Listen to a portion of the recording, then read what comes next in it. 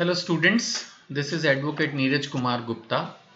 इस वीडियो में हम डिस्कस करेंगे अनलिक्विडेटेड डैमेजेस का।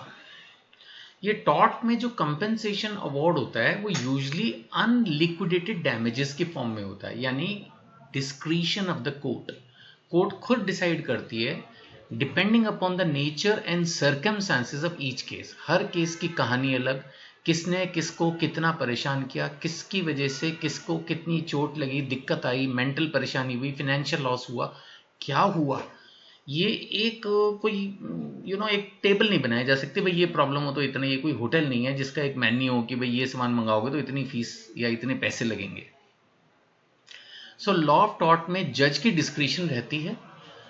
देखना पड़ता है, कई बार देखने में चीज छोटी होती है लेकिन सामने वाले को उसके लिए हैवी कंपेंसेशन जो है कोर्ट प्रोवाइड करती है, ताकि गलती करने वाला दोबारा गलती ना करे और जिसको दिक्कत हुई उसको सही कंपेंसेशन मिले। हो सकता है आपके दिमाग में आ रहा हो, सर एक बार प्लीज ये तो बता दो अनलिक्विडेटेड डैमेजेस का क्या मतलब है। डैमेजेस का क्या मतलब है? डैमेजेस का मतलब होता है कंपेंसेशन। अगर आपको कोई दिक्कत हुई है तो जिसने दिक्कत की है कोर्ट उससे आपको कंपेंसेशन दिलवाएगा, ये होता है डैमेजेस। अनलिक्विडेटेड का क्या मतलब है? जो चीज पहले से डिफाइंड नहीं है। 100 रुपए दिलवाएगा कि 1 लाख रुपए दिलवाएगा कि 1 करोड़ रुपए दिलवाएगा, ये पहले से नहीं लिखा हुआ, जज की डिस्क्रिशन पे है।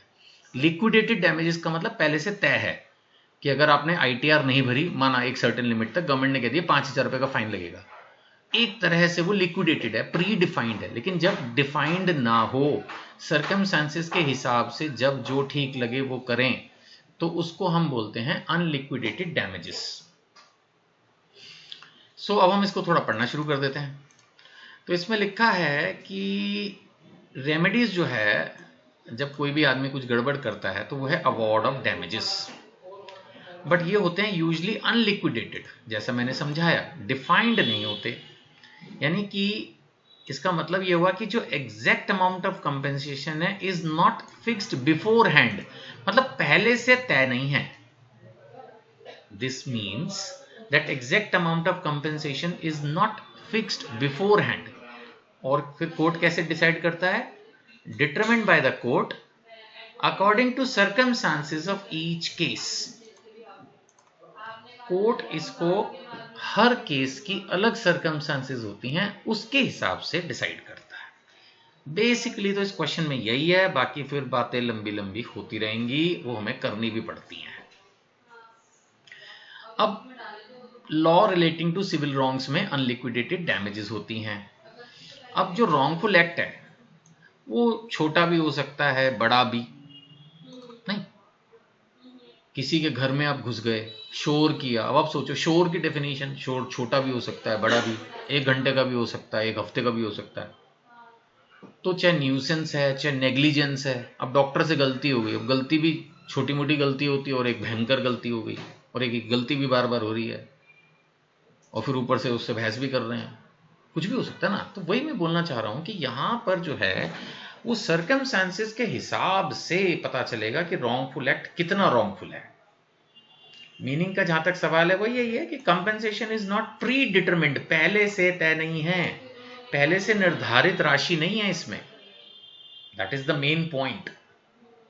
और कोर्ट जो है वो डिपेंड करेगा, डिसाइड करेगा कि आपकी कितनी इंजरी है, कितना नुकसान हुआ है, और बहुत सारे सर्कमस्टांसेस। अब एक आदमी को माना चोट लग गई और वो काम पे नहीं जा पा रहा, अब वो जो काम पे नहीं जा पा रहा तो उसका लॉस हो रहा है। अब जो काम पे नहीं जा पा रहा, सपोज वो 1,000 रुपए रोज कमा रहा था तो कंपेंसेशन उसके हिसाब से आएगा। और सपोज उसकी सैलरी 1 करोड़ रुपए महीना थी, दुनिया में होते हैं लोग, घूम तो उसी सड़क पर होते हैं, थोड़ी कि अमीरों के लिए अलग सड़क है। अब वो आपसे जो टकराया बंदा, सपोज वो 1 करोड़ रुपए महीने सैलरी का था, तो कंपेंसेशन अमाउंट तो डिफरेंट ही होगा ना मेरे भाई। ये चीजें हैं। सो जो कॉमनली अवार्ड है इसके अंदर डिपेंड करता है किन चीजों पर ये अवार्ड दिया जाएगा। तो एक तो यही है personal injury, defamation, negligence, nuisance and other civil wrongs. तो मेनली 3-4 चीजें आ रही हैं, personal injury, then defamation, then negligence and then nuisance. ये 3-4 चीजें मेन हैं। क्यों दिया जाता है? नेक्स्ट है रीजन। वैसे जो क्वेश्चन मैंने पढ़ा, जो एग्जाम में आया भी हुआ है, यही पूछा था कि भाई क्या रीजंस हैं जब अनलिक्विडेटेड डैमेजेस दिए जाते हैं। तो रीजंस क्या है? सबसे पहली बात जो है कि nature of harm is uncertain. जब किसी के चोट लगेगी तब चोट कितनी लगेगी, पाँव में लगेगी कि हाथ में लगेगी कि दोनों में लगेगी कि सर पे भी लगेगी, नहीं, कुछ पता नहीं चलता ना। तो इस तरह की चीजें हैं जिसका nature, extent of harm define करना बड़ा मुश्किल है। अच्छा, फिर सफरिंग्स भी, फिजिकल पेन भी होती है, मेंटल सफरिंग भी होती है, नहीं होती? कई बार तो चोट लगी है, दिख रही है, उसका हॉस्पिटल का एक बिल होगा, दिख रहा है, लेकिन माना किसी को टेंशन कर दिया आपने, परेशान कर दिया और वो दुखी है, अब उसको कैसे डिफाइन करोगे?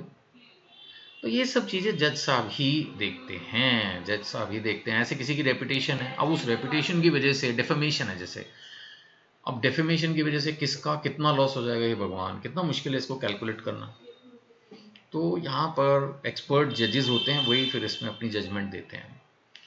Each case has different circumstances, तो है सारे केस एक से थोड़ी होते हैं। जैसे मैं बार बार बोल रहा हूँ, हर केस अलग है, तो इसलिए नेसेसरी है कि जो कंपनसेशन है भी हर केस का अलग हो। जहां तक सवाल है भाई क्यों दे रहे हो, तो protection of personal rights, compensation देना तो जरूरी ना। अगर ये भी ना हो तो फिर तो कोई भी किसी को भी परेशान कर देगा, कोई भी किसी को चोट पहुंचा देगा, कोई भी किसी को बदनाम कर देगा, कोई भी किसी के घर में घुस जाएगा, कोई भी शोर मचाना शुरू कर देगा, कोई भी केयरफुली काम ही नहीं करेगा। तो दूसरों के राइट्स को भी तो मेंटेन करना है ना, कि डेटरेंट भी होता है, दूसरे को डर तो लगेगा ना कि हाँ भाई। अब इस क्वेश्चन का आंसर कि पहले से क्यों नहीं डिफाइन होता चीजें, इस क्वेश्चन का आंसर ये है कि नीड फॉर जुडिशियल डिस्क्रिशन। मैंने पहले भी बोला, जज साहब डिसाइड करेंगे किसको कितना मिलना है, और वो इस बात पे डिपेंड करेगा कि चोट कितनी लगी, परेशानी कितनी हुई, बदनामी कितनी हुई, और जिसकी बदनामी हुई वो कितना नामी था, how much important person he was. इन सारे फैक्टर्स पे डिपेंड करेगा, इन सारे फैक्टर्स पे डिपेंड करेगा। नॉन इकोनॉमिक लॉस भी मैंने आपको बताया ना, हो सकता है कि उसको कोई नुकसान ना हो, लेकिन इमोशनल डिस्ट्रेस, इसका क्या करोगे? एक आदमी कह रहा है जी आपने मेरी बदनामी कर दी, अब बदनामी कर दी तो जी मैं पिछले 15 दिन से सोया नहीं हूं, अब बताओ क्या करें? इमोशनल डिस्ट्रेस है, रो रहा है, वो परेशान है। तो कुछ चीजें ऐसी होती हैं जिसको पैसे में नहीं तोला जा सकता। आप बोलोगे सर फिर पैसे में कंपेंसेशन क्यों दिलवा रहे? अब क्या करें? ये तो है नहीं कि भाई जिस बंदे को रोना आ रहा है 15 दिन जागा हुआ, तो उसको ये सजा दे देंगे भाई तू भी 15 दिन जाग, अब वो कहेगा मैं तो और 15 दिन जागता रहूंगा, तो फिर दोनों, मतलब पुलिस का यही काम रह गया कि भाई दोनों को जगा के रखें। ऐसे तो नहीं कर सकते ना। अब किसी को अगर इमोशनल डिस्ट्रेस है, वो बहुत परेशान है, तो फिर यही इलाज बनता है इसका लास्ट में कि भाई ठीक है उसको कुछ कंपेंसेशन दिया जाए। एक सांत्वना ही है, वैसे तो पैसे उसके इमोशनल डिस्ट्रेस को खत्म नहीं कर सकते, बट फिर भी कुछ तो करें। अब है डेटरेंस अगेंस्ट रॉन्गफुल कंडक्ट। जहां तक इसका सवाल है कि अगर एक आदमी को यह पता होगा कि अगर मैं ठीक से नहीं चलूंगा, मेरा कंडक्ट अगर रॉन्गफुल होगा, तो ये एक डेटरेंस है। डेटरेंस का मतलब होता है कि रोकेगी वो चीज उसको, तो उसको डर लगेगा कि भाई अगर मैंने कुछ गड़बड़ की तो मेरे को अमाउंट ऑफ कंपेंसेशन देना पड़ सकता है। तो ये एक डेटरेंस है अगेंस्ट द रॉन्गफुल कंडक्ट, तो इसलिए भी कंपेंसेशन दिया जाता है। अब घूम फिर के वही बातें बार बार मैंने लिखी हैं, आप सोचना मत, ये मत सोचना कि सर आपने तो एक ही बात को घुमा घुमा के लिखा। बेटा आपको भी लिखना है एग्जाम में, अगर 20 नंबर में आ गया तो। कई बार क्वेश्चन वही सेम क्वेश्चन छोटे नंबर में आता है, 4-5 नंबर में, कई बार 10 नंबर में, और वही क्वेश्चन 20 में। तो नेचुरली आपको चीजें घुमा घुमा के बार बार एक्सप्लेन करनी, एग्जाम्पल्स देने, यही तरीका होता है। अब कोर्ट कौन कौन से फैक्टर्स डिस्कस करेगा?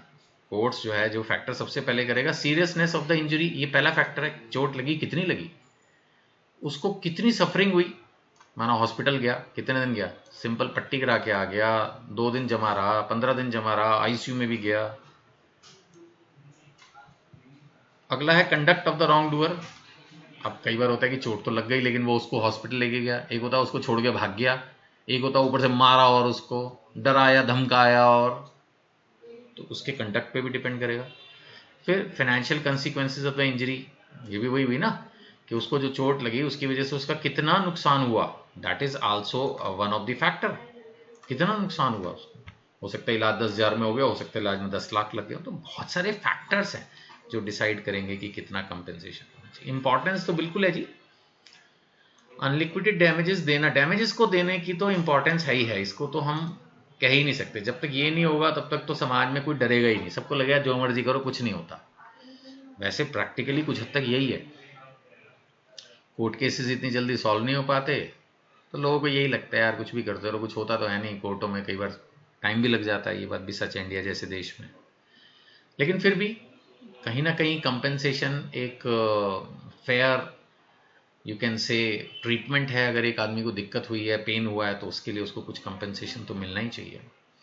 अगर हम कंक्लूजन की बात करें, सो ये कंसेप्ट कोर्ट्स को फ्लेक्सिबिलिटी देता है कि भाई आप अपने आप देख लो क्या सरकमस्टांसेस हैं, कितना कंपेंसेशन दिया जाना चाहिए। कोर्ट को असेस करना है डैमेजेस, आप नहीं डैमेज को असेस करोगे, कोर्ट असेस करेगा।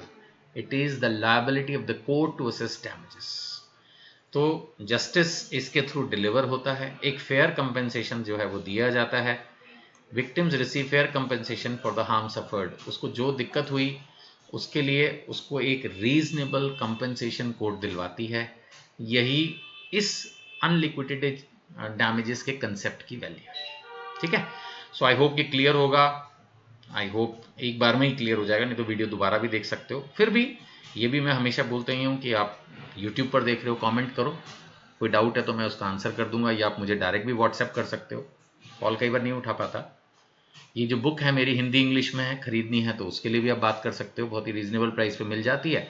और फेस टू फेस क्लासेस के लिए भी आप रजिस्टर करो, क्योंकि सारा साल तो मैं नहीं ले पाता हूँ यूजली, बट एग्जामिनेशन डेज में जरूर होती है, तो फिर पहले से ही आप रजिस्टर करके रखिए। ठीक है ना, चलो, थैंक यू।